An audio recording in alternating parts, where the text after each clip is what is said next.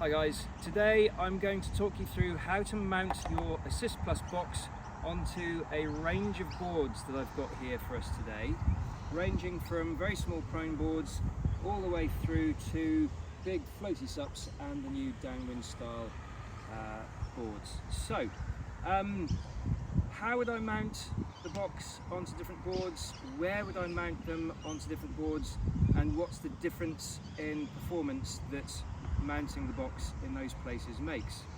So, if we start off with this apple tree, the reason why I've brought this board is because it does not have foot strap inserts.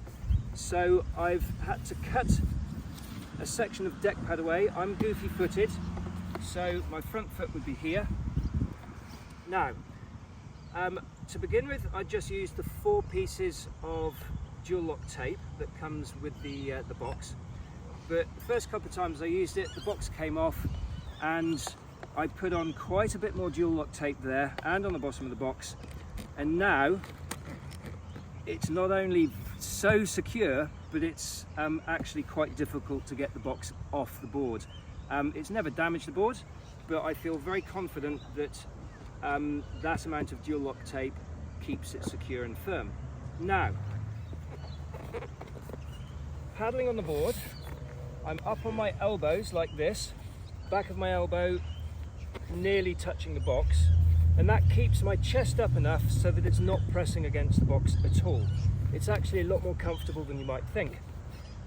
I can grip the nose of the board with my hands. I'm holding the controller with my my right hand, pulling the trigger or operating cruise control. The disadvantage of this is that I can only use one hand to paddle. Because I can't lie down, it would be very painful for me to try and paddle with both arms. One arm paddling does give a little bit of extra thrust, but not much. But for me, the main reason why I don't want to move the box is because if I put the box here, my front foot being here, then for me it's a little bit too far forward, and I really do notice the effects of the extra swing weight. So for me, next to my front foot means that I can move my foot around wherever I want. It's never in danger of hitting the box, but I do have that compromise of not being able to paddle with both arms. So the next board I've got here is the Axis Pump. This is the 4.2. I also use the 4.6 and sometimes the 4.10. And this is an example of a prone board that has got foot strap inserts, and as such I would always choose to use the mounting plate, which you can line up the holes with the foot strap inserts wherever is best. For me, again, I would probably be mounting it there, but I do know a lot of people would be mounting theirs just in front of their front foot. Now, on a real short board, I don't think it makes a huge amount of difference in swing weight because it's literally right next to my front foot. However, for me personally, I've bashed my foot on it a few times in this position.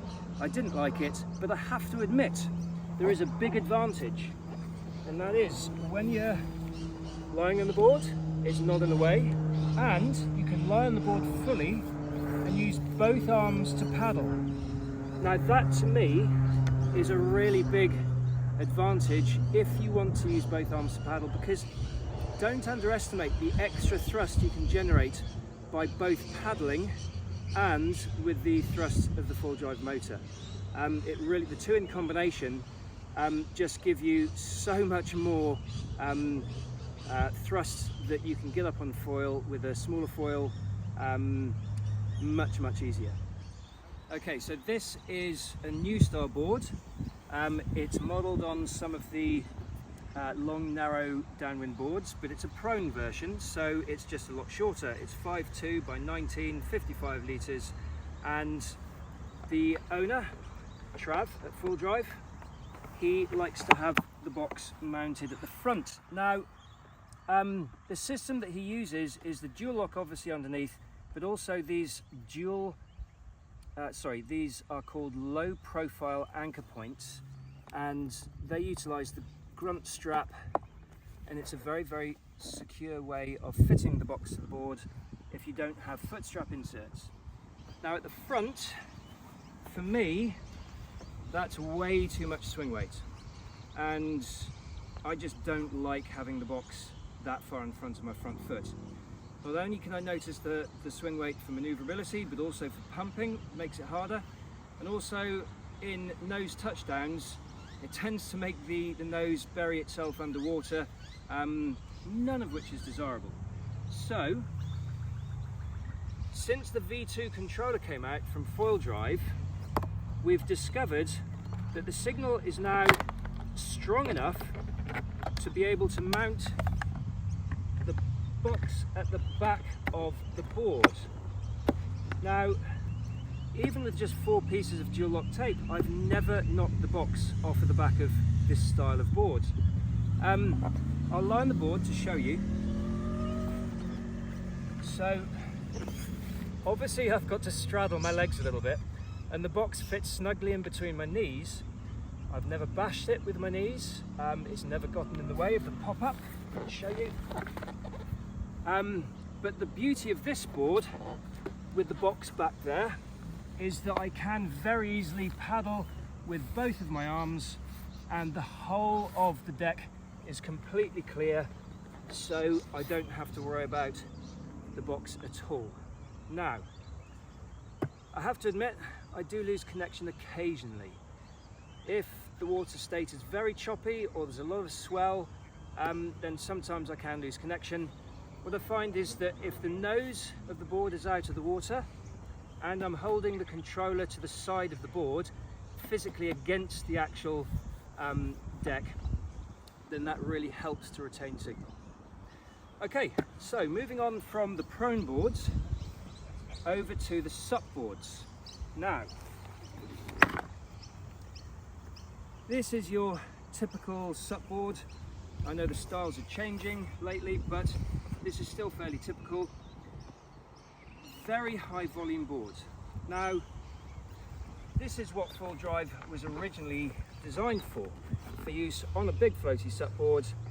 This one has got foot strap inserts, so you can use the mounting plate, and obviously the board, the box just goes behind your back foot.